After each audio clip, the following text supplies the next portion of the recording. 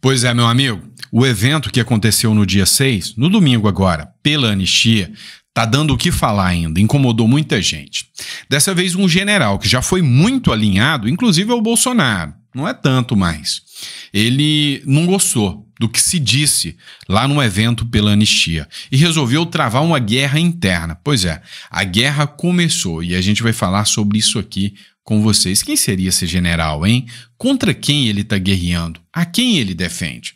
Vamos entender? E eu quero saber sua opinião sobre isso, então fica aqui que a gente vai falar sobre esse importante evento que aconteceu. Vamos lá. Outro ponto que a gente precisa falar. A justiça norte-americana está fechando o cerco sobre uma decisão lá nos Estados Unidos que envolve uma ordem de prisão que foi expedida aqui pelo ministro do Supremo Alexandre de Moraes. Eu estou falando do caso Felipe Martins. A advogada do Felipe Martins deu uma declaração chocante, onde ela disse que essa decisão que vai sair agora, lá nos Estados Unidos, pela justiça norte-americana, pode derrubar autoridades aqui no Brasil. E aí, meu amigo, você vai ver o quanto é impactante. Foi, inclusive, repostado pelo próprio Bolsonaro essa publicação. Também eu vou tratar de uma matéria do Poder 360. Pois é, o ministro do Supremo, Alexandre de Moraes, resolveu bater de frente agora com as redes sociais. E a declaração que o ministro Alexandre de Moraes fez é altamente polêmica. Pois é, ele chamou as redes sociais de... Não, eu não vou nem falar. Eu vou deixar na hora certa para mostrar para vocês do quão grave é isso aqui. Enquanto isso, né, depois das manifestações que aconteceram, a pressão que aconteceu, houve, né, ali alguns acenos ao ministro Luiz Fux, principalmente por parte da Michelle Bolsonaro, falando que ele é juiz de carreira, que ele não poderia manchar a sua imagem. Pois é, uma matéria do Lauro Jardim disse o que aconteceu no STF depois dessa declaração da Michelle Bolsonaro. Pois é, in Fux we trust or no? Ou seja, or not. Será que as pessoas acreditam, né, realmente que o Luiz Fux vai fazer vai rachar o STF ou não? Será que ele só vai alinhar? E também vamos falar do Hugo Mota e também ainda quero, nesse editorial, falar de um momento, né, de ataques graves que o Nicolas Ferreira sofreu e como o Nicolas reagiu a isso. É impressionante, tá bom? Então, tudo isso é o conteúdo que vocês vão ver nesse editorial da Hora do Almoço. Então, mais uma vez, muito obrigado por me receber na sua casa nessa hora tão sagrada, né? A hora do almoço é um horário muito sagrado, que você está aí com a sua família e você me recebe nessa hora. Então, assim, só posso agradecer a vocês, dizer que eu vou honrar, né, a gratidão, com muita gratidão, a responsabilidade que vocês me deram de estar aqui na hora do almoço conversando com vocês, tá bom?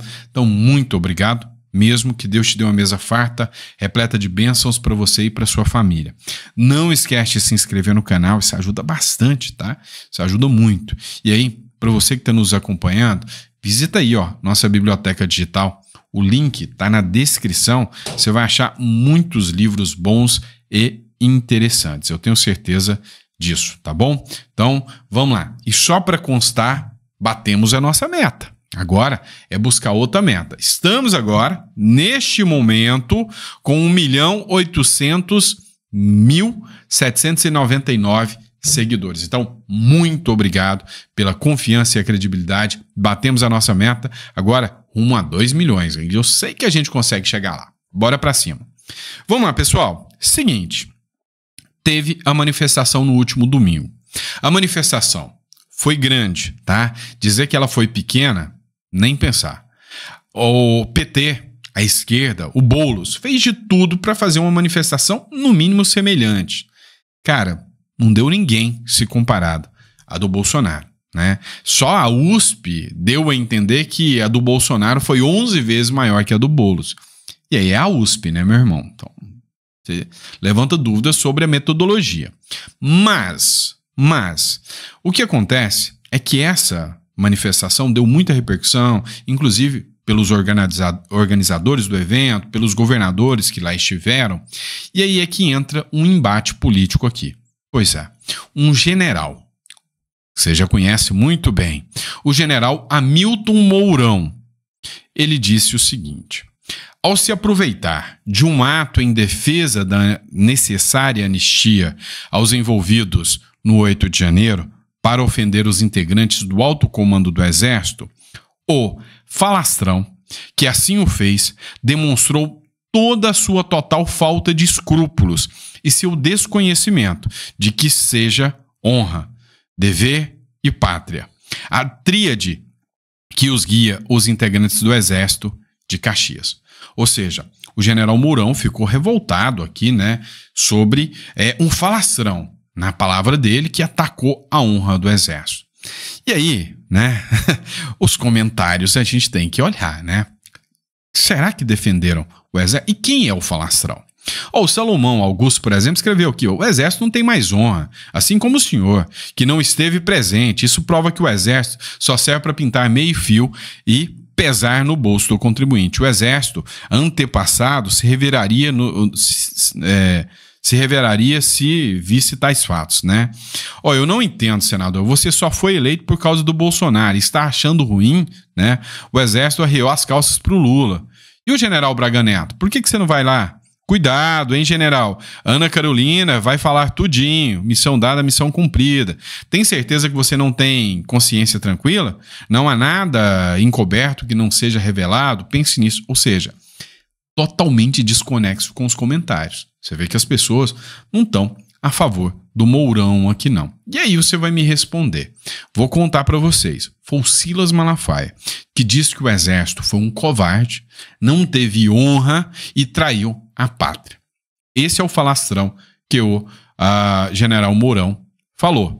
E Mourão, tá aqui, ó, vista pátria, Mourão sai em defesa de generais e chama Malafaia de falastrão, né? E aí, aqui nos comentários também, ó, Malafaia tá certo, Mourão pulou do barco há muito tempo. Hoje tem uma discussão muito grande. Um tanto general alinhado ao Bolsonaro, sendo indiciado em planos, o Mourão, que era o vice, não foi sequer citado em nada, absolutamente nada, nem em CPI, nada. Isso chama muita atenção. Então, há muitos questionamentos sobre a atuação do Mourão, se o Mourão não seria um infiltrado, né, um agente duplo dentro do governo Bolsonaro. Pois é, mas o negócio é o seguinte, né, Mourão defende generais, reage à fala do Silas Malafaia, né, o Malafaia atacou os generais da ativa chamando-os de frouxos, covardes e omissos. Sem citar o nome do pastor, Mourão se referiu a ele como falastrão. Abre aspas. Cadê esses generais de 4 estrelas do alto comando do Exército? Cambada de frouxos, cambada de covardes, cambada de omissos. Vocês não honram a farda que vestem. Não é para dar golpe, não é para marcar posição, afirmou o pastor de cima do trio, né, elétrico lá. E aí, o Mourão fez aquela publicação. Nessa briga, tá? Você tá do lado de quem? Do Mourão, que realmente tem que respeitar o Exército de Caxias, ou você acha que o Malafaia, nesse caso aqui, lavou a alma de muitos que tinham vontade de falar disso? Qual o seu comentário? Vamos lá, pessoal. É o seguinte, a advogada do Felipe Martins, lá nos Estados Unidos, ela deu uma declaração sobre o caso Felipe Martins. E aí, o Gil Diniz, que é um deputado, ele fez uma publicação escrevendo o seguinte: olha, isso pode derrubar autoridades. A advogada nos Estados Unidos do caso Felipe Martins explanou todas as ilegalidades. E aí eu vou colocar um trecho aqui, não todo, porque o vídeo é longo, mas só para você entender um pouco aonde chega esse caso Felipe Martins. Meu nome é Ana Bárbara, sou advogada de imigração aqui nos Estados Unidos e represento o Felipe Martins no caso que envolve um registro falso de entrada no sistema migratório norte-americano. Nessa quarta-feira, vou participar de uma audiência convocada pelo juiz federal Gregory Presnell, ao lado do colega Raul Torrão, que também atua no caso junto comigo. A audiência tem como objetivo discutir os aspectos processuais e as implicações do caso, além de eventualmente avaliar uma proposta de conciliação por parte do Departamento de Segurança Interna dos Estados Unidos e do CBP, que é a agência responsável pelo controle de fronteiras nos Estados Unidos. O que está em jogo aqui vai muito além de uma simples correção documental. Essa correção já foi feita em julho do ano passado, após demonstrarmos as inconsistências dos dados e apresentarmos provas abundantes e contundentes de que a viagem do Felipe aos Estados Unidos jamais aconteceu. O que buscamos agora é a clareza sobre quando, como e por quem esse registro foi criado e inserido no sistema. É importante destacar que a Procuradoria norte-americana já tentou por 2 vezes encerrar esse processo.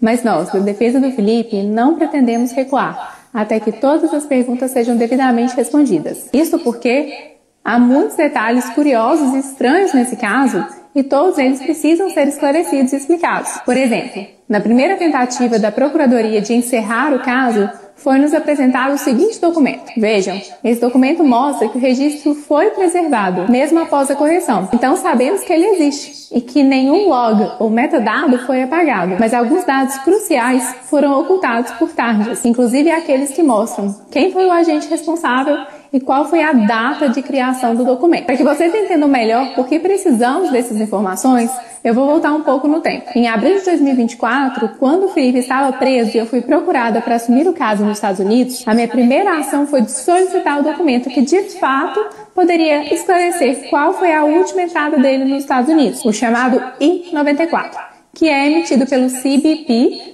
no momento que o viajante ingressa nos Estados Unidos. Naquele momento, o Felipe tinha sido preso por ordem do ministro Alexandre de Moraes sob a alegação de que ele teria viajado nos Estados Unidos no dia 30 de dezembro de 2022. Os advogados dele no Brasil apresentaram provas de que essa viagem nunca havia ocorrido, incluindo passagens de voos domésticos que demonstram sua permanência em território nacional naquela data. Em março, a própria Procuradoria-Geral da República pediu a sua soltura, reconhecendo que não havia nenhuma evidência de que ele tivesse deixado o país. Mas ao invés de soltá-lo, o ministro determinou novas diligências pela Polícia Federal. Foi então que surgiu o chamado Travel History, um documento informal e sem validade jurídica que foi usado pela Polícia Federal para alegar que o Felipe teria entrado nos Estados Unidos. Mas o Travel History, repito, não tem valor legal para atestar a entrada de um estrangeiro no país. Seu uso para fins legais, inclusive, é proibido pelo próprio Departamento de Segurança Interna dos Estados Unidos. O documento válido para esse fim é o I-94. O I-94, como eu já expliquei, ele é emitido pelo CBP no momento de entrada do viajante para os Estados Unidos, registrando oficialmente a sua admissão no país. No caso, o CBP do porto de entrada, que seria Orlando, seria o responsável, então, pela emissão. Solicitei naquela data o I-94 ao CBP de Orlando, que seria o suposto local de entrada do Felipe. A resposta oficial que recebi por escrito no início de abril de 2024 foi clara. Não havia qualquer registro de entrada do Felipe em dezembro de 2022. Pois é, para esclarecer para vocês esse ponto aqui, depois a gente vai abordar mais esse assunto. O documento que foi utilizado não é válido para fins legais e mesmo assim foi utilizado para manutenção de 6 meses do Felipe Martins preso. O local que emite o I-94, que é Orlando, disse que ele nunca esteve lá e o documento oficial nunca foi fornecido. O documento, que é um documento não válido, foi apagado pelo próprio sistema. Quem são os responsáveis pela emissão?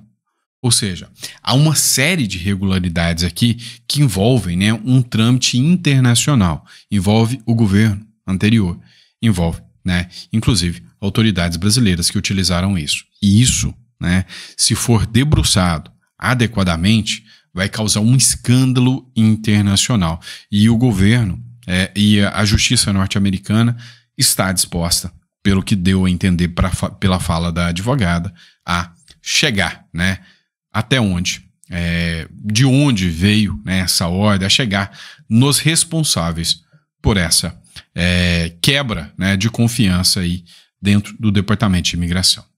Vamos lá, pessoal. Isso aqui diz muito, tá? Matéria do Poder 360. Com redes sociais, nazi teriam conquistado o mundo, diz Moraes. Pois é, olha a insanidade, cara. Ministro do STF afirma à revista New Yorker que se Goebbels, ministro da propaganda nazista, estivesse vivo e no X, tudo estaria condenado. Ainda bem que alguns não conseguem utilizar as redes sociais, né? E é por isso que assusta tanto. O ministro Alexandre de Moraes disse que se o ministro da propaganda da Alemanha nazi, Joseph Goebbels, estivesse atuando atualmente, tudo estaria condenado. Afirmou também que os nazis teriam conquistado o mundo. Ele deu suas declarações em entrevista ao jornalista John Lee Anderson, da New Yorker, né? A seguir, o trecho da reportagem com as declarações de Moraes. Abre aspas. Na sua visão, a luta pela internet começou há uma década e meia. A extrema-direita reparou durante a Primavera Árabe que as redes sociais poderiam mobilizar as pessoas sem precisar de intermediários. Disse: no começo, os algoritmos eram refinados para fins econômicos, para cativar consumidores. Então, as pessoas perceberam como é fácil direcionar isso para fins políticos, fins de poder. Ele, Alexandre de Moraes, vê as redes sociais como uma força redefinidora do nosso tempo. Se Goebbels estivesse vivo, com acesso ao X, nós estaríamos condenados, afirmou, né? Os nazistas teriam conquistado o mundo. É insano, né? É muito insano. Ou seja, aqui, né, nitidamente apresenta o ministro Alexandre de Moraes como uma figura confrontando a extrema-direita do mundo, né? Uma figura anti-extrema-direita, né? Ele é um juiz, gente. Ele não é um político. Isso aí, né, mostra muito da nação que temos hoje. E aí, depois do ato que aconteceu lá na Avenida Paulista, haveria uma pressão, né, contra tanto o Hugo Mota como ao STF também, para que houvesse, né, um desdobramento do STF, ou seja, para que ministros do STF isolassem o ministro Alexandre de Moraes. Não é o que o Lauro Jardim disse que aconteceu. Ministros do STF reforçam união após Malafaia tentar isolar Moraes na Paulista. Segundo o Lauro Jardim, a tentativa de Malafaia de isolar o Alexandre de Moraes dos outros ministros durante o discurso do ato pró-anistia na Avenida Paulista não surtiu efeito na corte. Ao final do ato, ministros do STF reforçaram em conversas reservadas a união da corte, ou seja, eles fizeram declarações, né, de que a corte está mais unida do que nunca. Um ponto que chama atenção é o fato da Michelle Bolsonaro ter feito um apelo ao Luiz Fux, dizendo: Fux, não manche a sua carreira, você é um juiz de carreira, separe e tente buscar, né, a aprovação da anistia ou a redução das penas. Parece que não deu muito certo. Na última sexta-feira, o próprio Fux seguiu o Alexandre de Moraes nas decisões e nas condenações. Por outro lado, o Hugo Mota vem sofrendo muita pressão e parece que a anistia está ficando mais distante. Sim, o Hugo Mota, né, depois de muita pressão, vai ao STF, vai ter uma reunião hoje com o STF para, sei lá, o que vai ser de pressão em cima dele, né, o que vai acontecer aqui neste caso, fazendo com que o Hugo Mota acabe não tendo, né, possibilidade de atuar parlamentarmente, né? Ou seja, uma compressão do STF não é democracia. O cara foi eleito para colocar os anseios da Câmara, do Congresso, e há uma pressão externa, né, de um outro poder na atuação. Isso aí poderia configurar, né, lógico, se o Brasil fosse um país sério, até crime de responsabilidade com direito a impeachment. Se, e somente se, o Brasil fosse um país sério. E aí, vamos falar do amor da esquerda, né? Esse aqui que os caras fazem. Olha só, né? Vou até postar aqui. Ó, um perfil chamado Universo LGBTQIA+, postou o seguinte, né? Tem provavelmente uma influenciadora, né? Linda Quebrada, não tenho noção de quem seja, não conheço. Provavelmente, né, uma influenciadora LGBTQIA+, e parece que ela está em depressão. É o que deu a entender aqui. E aí, o Universo LGBTQIA+, em todo o seu amor, escreveu o seguinte, ainda usando o nome de Deus. Deus, por favor, tira toda a depressão da Linda Quebrada e joga no Nicolas Ferreira, né? Ou seja, isso aqui para eles, né, é o amor da esquerda que eles declaram, né? Ou seja, usa o nome de Deus para desejar o mal para outra pessoa. É isso. Desejar que a enfermidade de um vá para o outro, né? Não é assim que o jogo funciona. Eles perderam uma boa chance de só desejar força à Linda Quebrada, só desejar que ela recupere. É o caso do Whindersson, por exemplo, que está acontecendo, né? E o Nicolas surpreendeu todo mundo com essa resposta aqui. Nicolas Ferreira: que Deus abençoe a Linda Quebrada, que finalmente encontre o sentido de sua vida, que a graça do Senhor seja derramada sobre a sua vida e que volte, dessa vez, cada vez mais livre das amarras da tristeza. Abre aspas. Aqueles que semeiam com lágrimas, com cantos de alegria, colherão. Aquele que sai chorando enquanto lança semente, voltará com cantos de alegria, trazendo os seus feixes. Salmos 126, 5, tá? E aí o Nicolas, em vez de responder com o mesmo ódio que a esquerda proferiu contra ele, respondeu com palavras de amor, né? E aí eu só posso dar parabéns ao Nicolas Ferreira, mostrando o quanto esse menino, né, nessa trajetória, nessa jornada dele, está evoluindo, está se tornando uma figura cada vez mais preparada, imponente para se tornar, né, provavelmente em 2030, o próximo presidente do Brasil. Né? Isso se não acabarem com ele até lá, se não o deixarem inelegível, se não o atingirem de qualquer forma até lá. Né? E outra coisa, vamos ser sinceros. Eu venho com muitas críticas a alguns deputados de direita porque eles parece que não entenderam a diferença entre utilizar palavras de baixaria, de xingamento só para ganhar like e engajamento nas redes sociais e de usar com prudência essas palavras. Porque se você, tá, vem cá, se fosse um perfil de direita desejando que a depressão, sei lá, do Whindersson, por exemplo, saísse do Whindersson e fosse para uma influenciadora trans de esquerda, o Whindersson ainda é da esquerda, né? Vamos dizer, se fosse uma pessoa da direita com depressão, se fosse o caso do Felipe Martins, tivesse em depressão, que toda a depressão do Felipe Martins passe para a influenciadora trans da esquerda. Esse cara que escreveu isso estaria na mira do Ministério Público na hora. Então é hora de ter inteligência, de saber que as armas não são iguais. O Nicolas aprendeu esse jogo, que a esquerda está sondando e tentando o tempo todo, inclusive espalhando mentiras sobre o cara. Né? No último vídeo que ele gravou sobre a anistia, aos fatos, e outra vez espalhando um monte de mentira, de que o Nicolas fez um monte de fake news.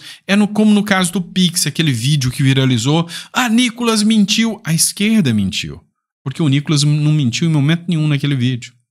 Mas vocês entendem que se o Nicolas cair realmente na falha de mentir, de ofender, de destilar o ódio da direita contra a esquerda, ele vai ser punido. Ele tem que pegar os ataques que são feitos contra ele, né, e transformar isso, né, as pedras que são jogadas contra ele, e construir um castelo do qual vai blindá-lo da esquerda. É isso. Tá? Então, assim, aqui meus parabéns ao Nicolas Ferreira. Hoje, aposto, né? Entre Bolsonaro e Nicolas em 2026, em 2030, Nicolas leva, né? Devido ao impacto que o Nicolas está, ao aprendizado que o Nicolas vem tendo nesse momento todo, né? Eu sei que você vai ficar bravo com o que eu falei, tá? Eu sei, mas eu vejo o quanto esse menino vem tendo um impacto estupendo, né? Dentro da sua carreira política. Tá bom? Abraço, pessoal. Fiquem com Deus e eu vejo vocês no próximo editorial.